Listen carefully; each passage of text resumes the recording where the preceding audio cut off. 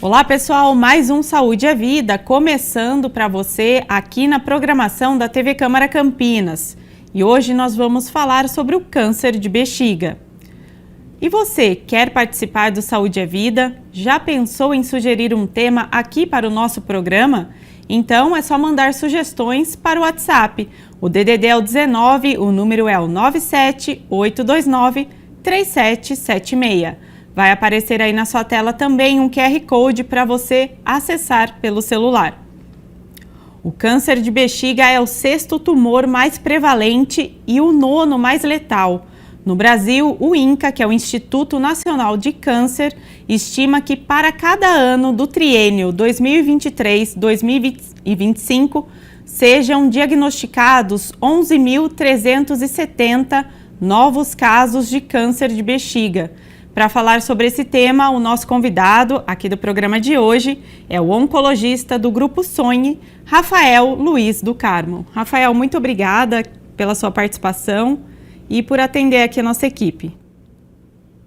Oi, Ana Paula. Oi a todos os telespectadores. É um grande prazer ser convidado, para falar sobre esse assunto que às vezes é um pouco esquecido e para a gente informar bem a população, sobre todos os aspectos do câncer de bexiga. Muito obrigado. Com certeza, doutora. A gente, para o pessoal que está em casa, acompanhando aqui o programa, entender melhor esse assunto, vamos explicar primeiro o que é a bexiga e qual que é a principal função dela.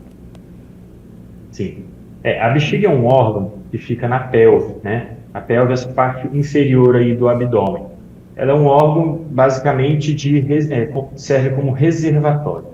Ela é um reservatório, basicamente, de urina, Então, de onde que chega a urina para a bexiga? A urina chega através dos ureteres, que são canos, são conduítes, condutos, que levam a urina produzida pelo rim para a bexiga, onde ela fica estocada, porque senão, como a gente produz urina constantemente, a gente ia ficar produzindo, jogando urina para fora constantemente. Então, a bexiga é um reservatório para que a gente não precise ficar soltando urina constantemente e consiga fazer isso controladamente. E a bexiga é um músculo. As pessoas às vezes esquecem disso, mas a parede toda da bexiga é composta por um músculo. E esse músculo ele dilata, quando enche, e quando a gente vai fazer xixi, a gente contrai ele para conseguir aumentar a pressão e jogar a urina para fora. Então essa é a função e esse é o local onde se encontra a nossa bexiga. Doutor, e o que é exatamente o câncer de bexiga? Isso, então o câncer de bexiga, voltando só um pequeno passo atrás, o câncer nada mais é do que células do nosso corpo que tiveram alguma mutação, alguma alteração genética e que tornaram-se capazes de se dividir de forma descontrolada. Em resumo é isso, E aí o câncer de bexiga é o câncer, essa divisão descontrolada de uma célula que sofre uma alteração e costuma ser da parede da bexiga, então do epitélio, da camada que recobre a parte interior da bexiga, que nós médicos e profissionais de saúde chamamos de urotélio. Então, uro, de urina, e télio de epitélio, de barreira, de cobertura. Então, esse urotélio, como ele está sempre em renovação, ele sempre tem células se dividindo, são as células mais suscetíveis a mutações e, portanto, mais suscetíveis a virar um câncer. Então, o câncer de bexiga é isso. Geralmente ele surge do urotélio e não necessariamente do músculo. O músculo da bexiga é como se fosse a camada logo abaixo do urotélio, que é a camada que contrai e relaxa. Então, esse urotélio protege o músculo, fica entre a urina, a parte interior da bexiga, e o músculo da bexiga. Então, na maioria das vezes, os cânceres não são do músculo, são dessa camadinha interna. E, doutor, o que causa esse tipo de câncer? Isso. Então, esse é um ponto que a gente tem que lembrar muito, e o câncer de bexiga é um exemplo de que o tabagismo, o ato de fumar, é altamente relacionado como causa de câncer. Então, muita gente lembra, como causa de câncer de pulmão, o tabagismo. Mas, além do pulmão, a bexiga, a grande maioria dos pacientes com câncer de bexiga tem o hábito ou já tiveram o hábito de fumar, né? A gente sabe que o cigarro, ele é composto de várias substâncias químicas, né? Mais de 4.000 substâncias químicas. Essas substâncias químicas não ficam só no pulmão, elas são absorvidas pelo nosso organismo. E muitas vezes essas substâncias são excretadas, são jogadas para fora, né, do nosso corpo pela urina, né? O papel da urina também é de jogar excretas, né, coisas ruins para fora do nosso corpo. Então elas são jogadas para a urina, essa urina fica em contato, né, ali com o urotélio, com essa camada interna da bexiga, e aí essas substâncias são sabidamente cancerígenas, ou seja, elas estimulam a ocorrência de mutações, de alterações genéticas nessas células com a qual elas têm contato. Então, o principal causador é o tabagismo, mas também outras substâncias químicas. Então, tem pessoas, né, pacientes que trabalham ou têm contato com radiação que também podem estar sujeitos, né, podem aumentar o seu risco de ter câncer de bexiga. Também tem a questão de infecções de urina de repetição. Isso é bem menos comum, né? A maioria das vezes é o cigarro, mas a inflamação causada por infecções no trato urinário de forma repetida pode aumentar a chance de câncer. Por quê? Inflamação muitas vezes leva a divisão celular maior e isso aumenta a chance de ter uma mutação, uma alteração genética e levar ao câncer. E doutora, a questão hereditária também entra nesse tema da causa desse câncer ou não? Sim, também entra. Não é a principal, né? A grande minoria dos pacientes tem uma causa hereditária, e lembrar que quando a gente fala hereditária, significa que é algum gene, alguma predisposição herdada da família, né? Mas existem algumas síndromes que podem estar relacionadas a tumor na bexiga, principalmente uma síndrome que é conhecida como síndrome de Lynch, e também tem aumento do risco de tumores em outros órgãos, como por exemplo o intestino, né? Ou o próprio endométrio, que é o útero, né? E a bexiga também é um desses órgãos que pode estar relacionado a essas alterações genéticas, mas é raro. E aqui no Brasil, né, qual que é o tipo de tumor relacionado aí ao câncer de bexiga que é mais comum, que vocês sempre encontram nos consultórios? O tipo de tumor mais comum, se for ver do ponto de vista da aparência da célula, é o tumor urotelial, que é dessa camadinha interna das células que recobrem ali a parte interna da bexiga. E em relação ao estágio, né, ao quão avançado que vem o tumor, né, na maioria das vezes no diagnóstico, 70% dos pacientes que chegam no nosso consultório, ou seja, a cada 10, 7 pacientes, eles vêm com um tumor que a gente chama de não músculo invasivo. Significa que é um tumor muito inicial, é um tumor logo ali da camadinha superficial, do urotélio mesmo, que não chega a entrar no músculo. Então, o tumor, quando ele começa a crescer, ele tenta, né, infiltrar para baixo e começar a pegar o músculo ali da bexiga. Mas 70% das vezes a gente consegue diagnosticar o paciente quando ainda está bem inicial. Então, saber, né, os sinais, os sintomas, isso que a gente está conversando aqui, é muito importante para o paciente estar alerta e correr atrás quando já tem algum sintoma suspeito para o médico investigar e confirmar ou descartar a possibilidade de câncer.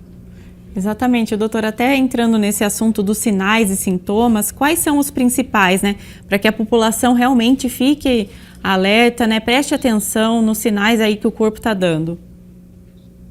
Isso. Então, a gente sempre fala que na medicina tem algumas tríades, né, alguns sintomas que aparecem em conjunto que são muito típicos, mas essa tríade que eu vou falar, esses 3 sintomas, não costumam sempre aparecer os 3. Pode aparecer um dos 3, ou 2 dos 3, ou raramente os 3 juntos. Mas o principal que a gente tem que lembrar, que é uma campanha que a gente tem feito aí no último ano, que é o sangue na urina, que a gente chama de hematúria. Então, hemate de sangue, úria de urina. Então, sangue na urina. Então, o paciente, quando ele vai urinar e ele nota uma coloração avermelhada, vermelho vivo ou um vermelho mais escuro, é muito importante dele ir atrás do médico, seja o clínico, seja o urologista. Nas mulheres, às vezes, até o ginecologista pode ajudar, para tentar entender se aquilo é uma hematúria, né, de verdade e qual que é aquela causa daquela hematúria, daquele sangue na urina. Na grande maioria das vezes não é o câncer de bexiga, mas nos pacientes com câncer de bexiga, na grande maioria das vezes, o diagnóstico vem pela hematúria. Mas também pode ter dois outros sintomas, que é a disúria, que é o quê? A dor ao urinar, aquela ardência ao urinar. Claro, tem muita gente que tem ardência ao urinar por infecção de urina, né? Então, não é toda ardência ao urinar que vai ser um câncer de bexiga, mas é aquela coisa recorrente, muitas infecções, é uma disúria, né, uma ardência que não melhora com os tratamentos. É o médico que vai estar tratando aquela paciente, vai, né, em algum momento pensar, olha, não está normal, vou começar a investigar melhor. E o terceiro sintoma é a polaciúria, que é quando o paciente tem vontade de urinar várias vezes. Às vezes parece que a bexiga não esvaziou toda, o paciente para de fazer xixi, volta, aí senti vontade de novo, vou no banheiro de novo. Então aquela pessoa que vai várias vezes de forma nova, ou seja, ele não ia e passou a ter esse sintoma. Então, isso também é um sinal de alerta, principalmente quando dura, né, alguns meses aí. É bom procurar um urologista ou um ginecologista. E doutor, quem tem mais chance de desenvolver a doença? É o homem ou a mulher e qual a faixa etária principalmente? Ana, é o homem, né? O homem tem 2 vezes mais chance do que as mulheres de desenvolver a doença. É claro que deve ter alguns fatores, né, que a gente não consegue compreender, da parte genética mesmo, né? Mas tem principalmente a prevalência do tabagismo, né? A maioria das pessoas que fumam são homens. Isso tem mudado, isso é até um sinal de alerta. As mulheres têm fumado mais, mas ainda os homens são maioria. E como o tabagismo é diretamente relacionado, torna o câncer de bexiga mais comum entre os homens. A outra questão é que, às vezes, exposições a substâncias tóxicas, químicas, né, trabalho com radiação, muitas vezes é mais comum de homens trabalharem nesses setores, né, de indústrias e tal. Então, essa relação parece vir daí, mas não quer dizer que as mulheres não tenham, né? Então, 1/3 dos casos vão ser em mulheres, e isso tem aumentado ao longo do tempo. Tem uma faixa etária, doutor, mais prevalente para o câncer de bexiga? Sim, desculpa. Sim, acima dos 60 anos na maioria das vezes. Então, normalmente são pacientes idosos, porque são pacientes que estão com a exposição, né, principalmente ao tabagismo, né, às substâncias do tabaco, há muitos anos. Então, geralmente são pacientes idosos, na grande maioria no consultório a gente pega pacientes idosos. É muito raro câncer de bexiga em pessoas mais jovens, menores que 40 anos, por exemplo, é muito raro. E quando isso acontece, muitas vezes tem alguma relação realmente hereditária, tem alguma relação aí familiar, né, que a gente precisa investigar melhor. E doutor, como que a gente pode diferenciar, né, o sintoma de uma cistite, por exemplo, e de um câncer de bexiga? Porque ambos podem ter essa ardência e essa urgência para urinar. Como que a gente sabe, né, se é a hora mesmo, preciso urgentemente procurar um médico porque pode ser algo mais grave? Eu acho que é principalmente pela duração. Então, assim, se é um sintoma que não está melhorando em algumas, mais de 4, mais de 8 semanas, né? Você já foi ao médico, já, né, tratou uma infecção de urina, viu que não melhorou, tratou outra, ou aquela infecção está, né, voltando sempre, ou está durando vários meses. Eu acho que o principal ponto é esse, duração muito prolongada, de meses. Isso é um ponto de alerta para você procurar um urologista, aí fazer os exames necessários, né? Muitas vezes é um ultrassom, exames de urina, para tentar entender se tem alguma coisa ali na bexiga. Mas uma ardência na urina, uma polaciúria que a gente conversou, né, que é a frequência aumentada de urina em poucos dias ou poucas semanas, Isso, na grande maioria das vezes, é algo autolimitado ou é algo relacionado a alguma infecção de urina comum, mais comum nas mulheres. E doutora, a gente vive na correria, né? E é importante a gente sempre tentar, pelo menos assim que possível, né? Observar a cor da urina, ficar atento nesse ponto também? Isso. Então, tem muita gente que, principalmente as mulheres que urinam sentadas, na maioria das vezes, né? Muita gente que urina e não se preocupa em olhar a urina, né? É sempre bom a gente olhar as nossas eliminações, seja a urina, seja as fezes, porque elas são marcadores, né, importantes de possíveis doenças. Então, você está com uma urina muito, claro, vermelha, é um sinal de alerta claro que tem que realmente marcar o médico o quanto antes. Mas outros problemas, né? Aquela urina cor de Coca-Cola ou uma urina muito escura, isso pode estar indicando às vezes que você está bebendo pouca água, que você não está se hidratando bem, e isso é importante também de notar. Então, é muito importante de lembrar de olhar a sua urina sempre, né? Os homens têm mais costume de olhar, porque pelo jeito de urinar, mas as mulheres sempre tentar, antes da descarga, dar uma espiadinha. E essa questão da infecção de urina é muito mais comum as mulheres terem mais, né, doutor? Por que isso acontece? Isso. É mais comum principalmente porque a uretra da mulher é mais curta, né? Pela ausência do pênis, né? A gente tem uma proteção menor. Então, a distância entre o meio externo e a bexiga, né, que armazena a urina, é bem menor nas mulheres do que nos homens. Então, isso, aquelas bactérias que estão ali na região da vagina, podem, né, acabar contaminando a uretra. E uma coisa que a gente tem que sempre lembrar, uma coisa que todo urologista, ginecologista fala, é o jeito de limpar, né? Quando vocês vão ao banheiro fazer xixi, para se limpar sempre de frente para trás. Porque a região mais contaminada, né, nossa, né, nos homens e nas mulheres, é a região anal. E você limpar de trás para frente, muitas vezes você traz bactérias que não deveriam estar ali na região da urina e aumenta o risco de infecções. Então, se limpar de frente para trás também é uma dica interessante e é por isso que as mulheres também têm mais risco, né, de ter infecções. Doutora, a gente vai fazer um rápido intervalinho, porque no próximo bloco nós vamos falar sobre a importância de conscientizar a população sobre a prevenção, o diagnóstico precoce e o tratamento do câncer de bexiga. Nós já voltamos.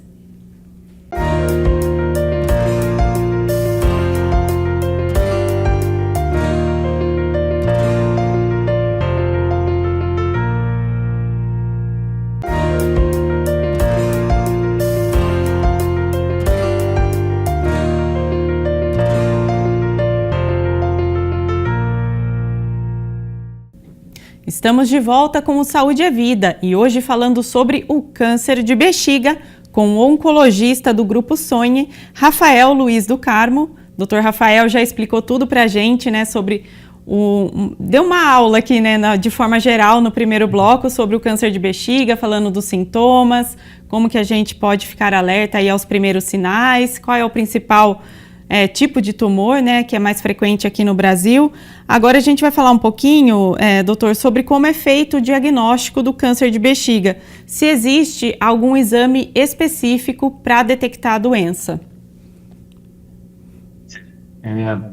Sim, existem alguns exames, né, não é um exame específico, mas geralmente, na grande maioria das vezes, a gente, né, o médico, o urologista, o clínico, o ginecologista vai pedir um ultrassom dos rins e vias urinárias. Então, ele vai vir desde os rins até a bexiga. Inclusive, aqui eu tenho um quadro aqui atrás mostrando, ó, aqui os rins, né, um rim de um lado, um rim de outro, aqui o ureter, que é aquele canalzinho que liga o rim, à nossa bexiga, que está aqui. Tá? E aqui é a saída da urina. Então, o ultrassom vai ver tudo isso, vai ver desde os rins, passando pelos ureteres, até a bexiga. E vai ver se tem algum sinal, né, de algum tumor ali na região da bexiga, ou nos próprios ureteres, que pode acontecer também. Então, esse é o primeiro exame. Muitas vezes isso vem acompanhado com o exame da urina mesmo, né? Você vê a urina, se no exame da urina tem sangue, se tem algumas alterações, né, específicas nesse exame de urina 1, que a gente chama, tá? Então, o exame de urina baso. E, posteriormente, se a gente tiver suspeita, continuar suspeita, ou se no ultrassom vier alguma coisa duvidosa, a gente vai partir para exames mais específicos. Normalmente, a gente faz uma tomografia, e é uma tomografia dedicada, que vai ver o formato certinho, né, do trato urinário, com contraste e tal. E, quando a gente está realmente suspeitando, a gente acaba tendo que fazer uma cistoscopia. Eu acho que esse que é o exame mais importante quando a gente vai diagnosticar mesmo câncer de bexiga, que nada mais é do que uma endoscopia da bexiga, né? A gente faz endoscopia do estômago, a gente faz endoscopia do pulmão, que é a broncoscopia, e a gente também faz a cistoscopia, que é a endoscopia da bexiga. E aí a gente entra com uma câmerazinha, o médico vai olhar por dentro, vai procurar se tem alguma lesão, algum tumor, e se tiver, ele já vai fazer uma biópsia para fazer o diagnóstico.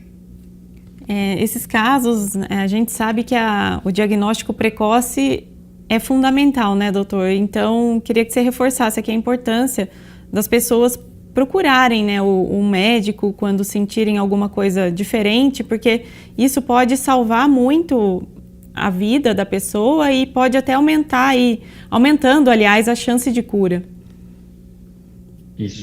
Isso vale para todos os cânceres, né? A gente fala muito do câncer de mama, de fazer mamografia, prevenção, câncer de colo de útero, mas no câncer de bexiga não é diferente. Então, o câncer é tão curável quanto mais cedo a gente descobre ele. Então, tem muita gente que acha que o câncer não tem cura. O câncer tem sim cura e na maioria das vezes a gente consegue curar. Inclusive, o câncer de bexiga é um dos que na grande maioria das vezes, a gente consegue chegar nessa cura. Por quê? Como a gente falou no primeiro bloco, o tumor costuma vir muito inicial. E aí, nesses casos, quando ele está só superficial, não está invadindo o músculo, a gente fazendo só a raspagem, que através da cistoscopia, o médico urologista vai e faz a raspagem daquela lesão, muitas vezes você não precisa nem de cirurgia mesmo, de tirar a bexiga, por exemplo. Fazendo essa raspagem, em algumas situações, fazendo algumas aplicações de medicações dentro da bexiga, você consegue, né, eliminar o tumor ali da bexiga. E essas aplicações são de BCG. BCG nada mais é do que a própria vacina que as criancinhas tomam, que a gente toma quando é recém-nascido, só que, né, em outra formulação, para injetar dentro da bexiga e estimular a inflamação, estimular o sistema imune a atacar possíveis células que possam ter sobrado depois que você faz a raspagem. Então é muito importante diagnosticar cedo para a gente tentar tratar o menos invasivo possível, né, sem cirurgia, sem precisar de quimioterapia, por exemplo, e conseguir curar mais cedo. E naqueles pacientes que não descobrem ainda superficial, o tumor já começou a pegar o músculo, descobrindo cedo ainda, a gente consegue, através de cirurgia, em algumas vezes quimioterapia ou mesmo imunoterapia, que é algo mais recente, também conseguimos altas chances de cura, mesmo o tumor tendo invadido já o músculo da bexiga. Até aproveitando a sua fala sobre tratamento, eu gostaria que o senhor falasse também dessa área, o que tem de mais novo para tratar o câncer de bexiga, além, né, dos procedimentos tradicionais, cirurgia, químio. Isso. Então, a gente tem várias coisas novas surgindo, algumas que a gente já usa há um tempo, alguns anos, e eu vou falar sobre elas. Então, a primeira coisa é que a gente tem, além das quimioterapias, que já são antigas, a imunoterapia. O câncer de bexiga é um dos cânceres que a imunoterapia funciona bastante em grande parte dos pacientes. Ela começou a ser utilizada inicialmente nos pacientes metastáticos, ou seja, quando os pacientes já tinham metástases, já estavam com um quadro avançado, e que geralmente a gente acaba não fazendo cirurgia nesses casos. E aí a imunoterapia é muito eficaz para esses pacientes e é o padrão de tratamento para eles. Isso passou a ser utilizado também mais recentemente na adjuvância, ou seja, você operou o paciente e você usa a imunoterapia para diminuir a chance do tumor voltar.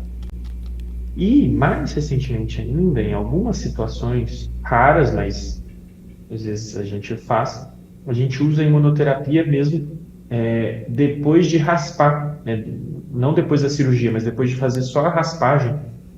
Tem alguns tumores que têm indicação dessa imunoterapia para diminuir a chance do tumor voltar. Não só isso, as terapias-alvo. A gente tem alguns remédios novos que são remédios que é como se fosse um míssil guiado. Ele vai atacar uma alteração específica daquela célula do tumor para tentar controlar de forma mais eficaz, sem dar muitos efeitos colaterais. Porque a quimioterapia, por exemplo, apesar dela atacar a célula do tumor, ela ataca as outras células normais do nosso corpo, dando vários efeitos colaterais. Enquanto essas terapias-alvo, como o próprio nome fala, elas têm um alvo mais específico, que são mais eficazes e menos tóxicas. Então, tem várias coisas novas e, mais recentemente, alguns dispositivos para melhorar o uso dessas medicações dentro da bexiga. Isso ainda não está na rotina, mas está surgindo aí mais recentemente. E doutor, falando um pouquinho da parte cirúrgica, tem a cirurgia para a remoção da bexiga. Isso é indicado para aqueles casos mais avançados? Isso, é indicado para aqueles casos mais avançados sem metástases. Então, assim, aquele tumor que já começou a pegar o músculo, né? Ele passou daquela camadinha inicial e começou a pegar o músculo, ou aquele tumor até que já tem alguma íngua. Então, por exemplo, em volta da bexiga, em volta dos nossos órgãos, a gente tem ínguas, né? Os linfonodos. São estações do sistema imune. São como se fossem pequenos quartéis do sistema imune. Tem os soldados, que são as células, os glóbulos brancos, para defender aquela região. E quando o tumor atinge esses nódulos, né? É importante, geralmente está indicada a cirurgia e geralmente está indicada também a quimioterapia e às vezes a imunoterapia. Então, a questão da cirurgia da bexiga, a gente muitas vezes tenta evitar porque é uma cirurgia grande, né? É uma das maiores cirurgias urológicas que temos. É uma cirurgia com muitos efeitos adversos, né? Porque tira a bexiga, às vezes a gente não consegue reconstruir a bexiga do jeito que ela deveria ser. O paciente fica, às vezes, com bolsinha de xixi, né? Que é a cistostomia. Então, é uma cirurgia que, às vezes, a gente tenta ao máximo evitar para não dar tantos efeitos, né? Na qualidade de vida do paciente. Fazendo um comparativo como se fosse a cirurgia ali do câncer de intestino, né? Que depois a pessoa se remover, né? Tem que usar aquela bolsinha também, né? E assim, na verdade é até mais complexa, porque muitas vezes no câncer de intestino, mesmo o paciente que coloca a bolsinha, né, a colostomia, tem muitos pacientes que conseguem no fim reverter. Depois de um tempo que eles trataram, ficaram sem recidiva, o cirurgião consegue reconstruir o trânsito, né? Colocar de volta o intestino no lugar e tirar a bolsinha. No câncer de bexiga, quando você faz uma cistoprostatectomia, que é o nome feio aí técnico mais feio da cirurgia, muitas vezes a gente não consegue reverter esse trânsito, entendeu? Então, realmente é algo mais complexo. E o outro ponto é que a urina, apesar das pessoas não acharem isso, a urina é um líquido estéril, ou seja, é um líquido sem bactérias. O normal da urina é não ter bactérias, né? A gente tem infecções, mas o normal é não ter. Só que o normal do intestino é ter bactérias. E muitas vezes a gente usa uma alça intestinal, que não é igual à bexiga, obviamente, para ser um reservatório, né, parcial ali, quando a gente faz essa cirurgia. E isso pode aumentar o risco de infecção. Assim como a própria bolsinha. A bolsinha você tem que ter vários cuidados, porque quando você vai trocar ela, você expõe, né, a urina ali ao ar, né, ambiente, e pode ter infecções ali de bactérias. Doutor Rafael, existem formas que a gente pode, né, adotar no dia a dia que ajudam a prevenir o câncer de bexiga? Aí eu estou falando, né, com relação à alimentação, estilo de vida também. O principal, né, é aquilo que a gente já falou, que é a questão do cigarro. Então, evitar o tabagismo ou quem já fuma parar de fumar é o principal, né, passo que a gente vai tomar para reduzir a chance do câncer de bexiga. A outra questão é de pacientes que têm exposição a substâncias químicas, né, que trabalham com substâncias químicas que a gente conhece como causadoras de câncer, né, usar EPI, em algumas situações, às vezes até mudar de posição, certo? Mas não tem um exame de prevenção. Então, infelizmente, ainda no câncer de bexiga, a gente não tem um exame para fazer rotineiramente, para prevenir e que todo mundo tem que fazer igual, por exemplo, o Papa Nicolau nas mulheres, ou a mamografia, ou o PSA com toque retal nos homens. Então, a gente ainda não tem um método de rastreamento, que a gente chama, que é essa prevenção, né? Então, acho que o principal recado, gente, é parar de fumar. E a gente, né, com os jovens agora passando a fumar cigarros eletrônicos também têm substâncias cancerígenas. Tem muita gente que vai, né, pessoal que defende, né, os cigarros eletrônicos, né, que eu acho um absurdo, vão falar assim, mas não tem nada comprovando que dá câncer, mas a gente só consegue comprovar que alguma coisa dá câncer depois que a gente passa vários anos observando o que ela faz na população. Então, a gente não vai esperar, né, ter evidências igual o cigarro já tem para falar assim, não, isso aqui faz mal. Porque isso vai demorar décadas, né, e até lá as pessoas já vão ter tido, muito provavelmente, as consequências aí do uso do cigarro eletrônico. Uma dúvida também comum quando a gente fala dessa questão do tabagismo é se fumantes passivos, eles também estão sujeitos a desenvolver os tumores na bexiga. Sim, também estão sujeitos. Isso é tão maior quanto maior a exposição. Então, tem fumantes passivos que por exemplo, a filha que o pai fuma, mas o pai e a filha trabalham o dia inteiro, se encontram à noite, o pai fuma 1, 2 cigarros ali, às vezes nem sempre perto da filha, e essa exposição é uma exposição, né? Ela vai ter mais risco do que a população normal, mas não vai ser um risco tão alto. Agora, aquele casal que um fuma e o outro não fuma, mas vivem o dia inteiro juntos, um fuma do lado do outro dentro de casa, essa pessoa é um fumante passivo importante e com certeza vai ter aumento do risco da chance de ter câncer de bexiga. É bem complicado, né, nessa situação, quando é a mesma família, o casal, porque ali você está correndo risco tanto quanto a pessoa, né, doutor? E é por isso, né, que existem as leis antitabagismo, né? As pessoas às vezes confundem as liberdades, né? Muita gente que fala assim, porque eu acho que não deveria proibir as pessoas de fumarem, cada um faz o que quiser com a sua vida, mas o problema do cigarro é que quando você fuma em um lugar fechado, você está prejudicando a vida dos outros, né? Você não está prejudicando só a sua. Se fosse só a sua, é mais uma escolha e tal. Mas se você está prejudicando a do outro que não quer que seja prejudicada, isso é algo que tem que se pensar, né?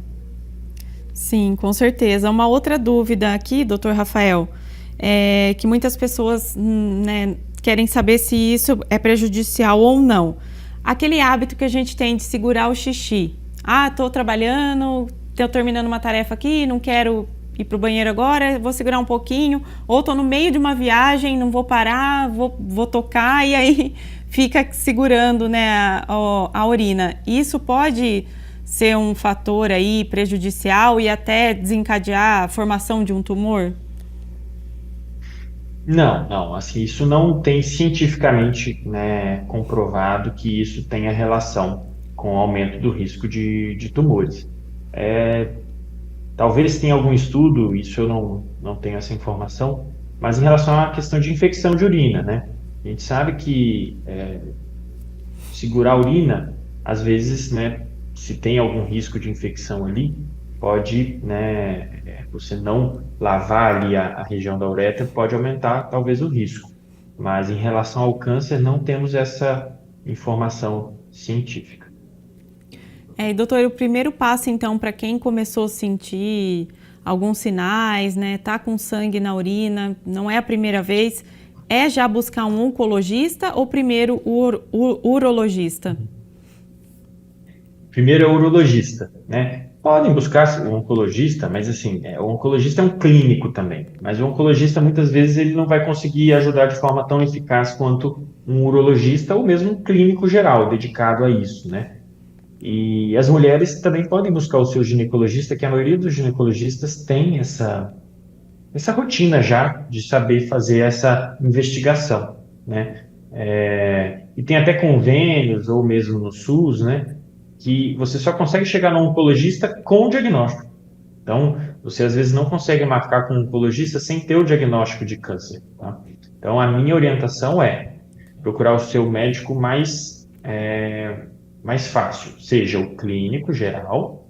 Muitas pessoas do SUS, né, só têm acesso mais fácil ao clínico, mesmo do posto de saúde, né, da UBS. No caso de você ter um plano de saúde, tentar um urologista, principalmente para os homens, para as mulheres também, e para as mulheres especificamente, procurar o seu ginecologista. E doutor, quanto tempo de tratamento em média para a pessoa que está com câncer de bexiga e pós-tratamento, né? Como que fica a questão da vida mesmo, da rotina, o que ela pode ou não pode fazer? Isso, Ana, depende muito, né? Primeiro em relação ao tempo. Depende muito do cenário. Então, se o paciente veio com uma lesão superficial, você raspou e ela é de baixo risco, você raspou e ele vai ficar acompanhando a cada 6 meses, a cada ano, com uma nova cistoscopia com o seu urologista. Não vai precisar de tratamento nenhum. Quando raspa e vem de alto risco, muitas vezes você vai precisar fazer aquelas injeções que eu falei de BCG dentro da bexiga. E isso pode variar de 1 ano até 3 anos, tá? Então, são injeções mensais, que tem que ficar indo no oncologista e tal. Quando o tumor já está pegando músculo, aí você vai fazer, às vezes, químio, cirurgia, imunoterapia. Isso pode variar entre 6 meses, 4, 6 meses, até 1 ano, quando a gente tem que fazer a imunoterapia. E quando tem metástase, aí o tratamento, na maioria das vezes os pacientes são incuráveis, a maioria das vezes o tratamento é para o resto da vida. Então, o paciente vai ficar tratando com aquele oncologista por tempo indeterminado. E para quem teve um caso mais superficial, mais inicial, a rotina é praticamente normal. Ah, sim. Desculpa, eu não respondi a segunda pergunta. A rotina é normal, né? Para quem raspou ali a bexiga e não precisou fazer cirurgia, a rotina é normal. Não tem nenhuma restrição específica. Agora, para quem fez a cirurgia, né, e precisou colocar, por exemplo, a bolsinha de cistostomia, aí tem as limitações, né? Às vezes questão de água, né? De esportes, tem coisas que não podem ser, atividades físicas que não podem ser feitas. Não são todas, né? Então é sempre importante adaptar para aquele paciente. E no paciente metastático, se ele não tem a bolsinha, né? A restrição pela bolsinha, e ele está bem clinicamente, a atividade física, né? A rotina normal é muito importante para aquele paciente continuar e ter menos efeitos colaterais do tratamento, inclusive. Doutor, para a gente encerrar aqui o nosso programa, eu gostaria que o senhor deixasse uma orientação, né, uma recomendação de como a gente pode manter o nosso sistema urinário, né, saudável. Isso, então acho que a orientação primeira vermelho é um alerta. Então, xixi vermelho, urina vermelha, tem que levar você a procurar um médico para ver se tem ou não tem suspeita de câncer de bexiga. Para a gente evitar o tabagismo, evitar exposição a substâncias que possam aumentar o risco e beber bastante água, né? Beber bastante água é algo que vai fazer bem para o rim, para evitar que tenham problemas no rim, e vai reduzir o risco de infecções urinárias. Então, você se hidratando bem, né, urinando bastante, você reduz o risco de infecção urinária e, consequentemente, pode reduzir o risco de câncer de bexiga. Tá certo, então, doutor, eu agradeço a sua participação, sua disposição aqui em compartilhar todo o seu conhecimento a respeito do tema. Muito obrigada. Ana, muito obrigado pelo convite, agradeço a todo mundo que está assistindo, a TV Câmara. O Saúde e a Vida fica por aqui. Obrigada também ao pessoal de casa pela companhia. Lembrando que você pode conferir todos os conteúdos no YouTube da TV Câmara Campinas. E não se esqueça de nos acompanhar nas redes sociais. A gente se vê no próximo programa.